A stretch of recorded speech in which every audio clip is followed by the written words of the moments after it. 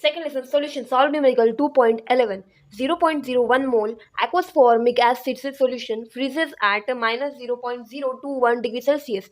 Okay, तो जो m की वैल्यू है वो हमें दी गई है, यानी कि देखो देखो 0.01 mole aqueous formic acid solution. Okay, and freezes हो रहा है एट कितना फ्रीजेस यानी कि फ्रीजिंग पॉइंट बता रहे हो, that is the delta T F is equal to यहाँ पे माइनस 0.021 डिग्री सेल्सियस दिया था, जो कि हम कभी भी डेल्टा टी एफ को कंसिडर नहीं करते हैं, वो पॉजिटिव में कंसिडर करते हैं, इसलिए हम ऐसे भी लिख सकते हैं for a question point of view. हम क्वेश्चन मतलब पेपर पॉइंट ऑफ व्यू जब पेपर में लिखते हैं तब प्रेजेंटेशन करने के लिए zero degree Celsius minus 0.21 degree Celsius, तो हमें अपना पॉजिटिव में जो क्या बोलते हैं डिग्री सेल्सियस में आंसर है वो आ जाएगा।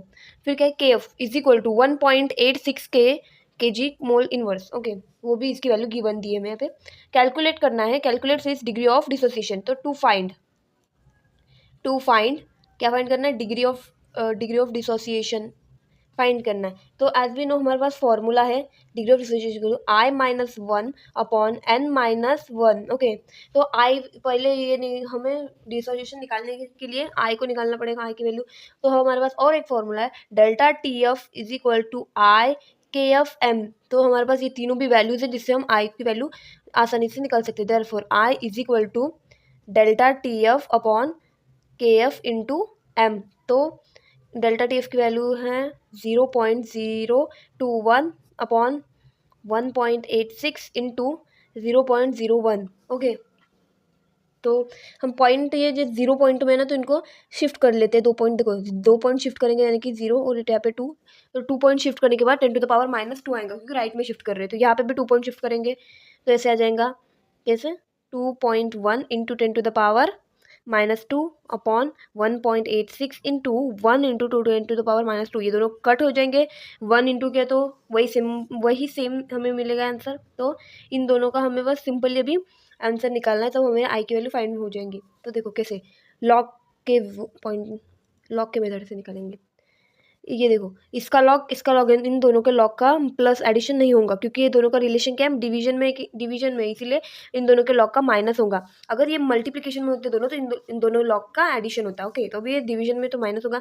और लॉग कैसे निकलते हैं, n-1 फॉर्मूला है, यानी कि पॉइंट के पहले जितने भी डिजिट है उनमें से एक नंबर को माइनस करना।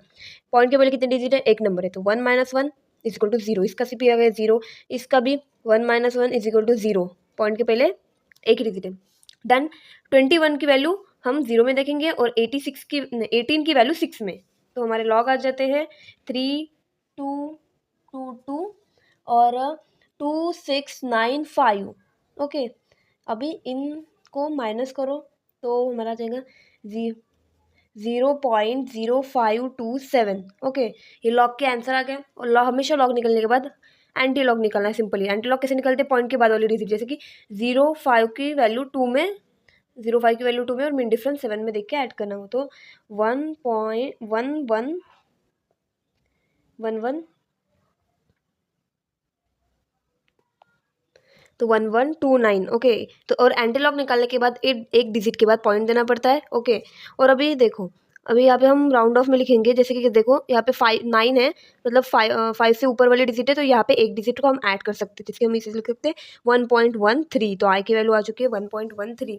ये राउंड ऑफ करके लिखा है। ओके, अगर 5 से फोर्थ वाली डिजिट 5 से बड़ी होती है तो हम थर्ड में एक नंबर ऐड करते हैं। ओके, अभी आई की वैल्यू आ चुकी है हमारे पास। अभी एन की वैल्यू कैसे आएंगी, तो ये फॉर्मिक एसिड का सोल्यूशन है, तो हमें पता है फॉर्मिक एसिड कैसे डिजॉल्व होता है, HCOOH होता है is equal to H plus HCOO minus, ऐसे डिसोसिएट होता है तो 1 and 1, ऐसे हमें एन की वैल्यू क्या मिलती है 2। ओके, तो हम भी फॉर्मूले में पुट करेंगे I is equal to 1.13 minus 1 upon 2 - 1, तो 1.13 - 1, क्योंकि 2 - 1 1 होगा, तो फिर इसीलिए हम वो नहीं लिखेंगे तो भी चलेगा। तो हमारा आंसर आ जाता है 0.13। बट हमें ये डिसोसिएशन परसेंटेज में निकालना है।